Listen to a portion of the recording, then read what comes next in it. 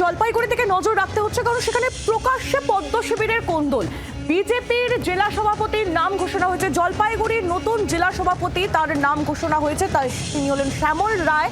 আর শ্যামল রায় জলপাইগুড়ির সাংসদ জয়ন্ত রায়ের আত্মসহায়ক। শ্যামল রায়ের নাম ঘোষণা হওয়ার পরই তার বিরোধিতায় জেলা বিজেপির একাংশ।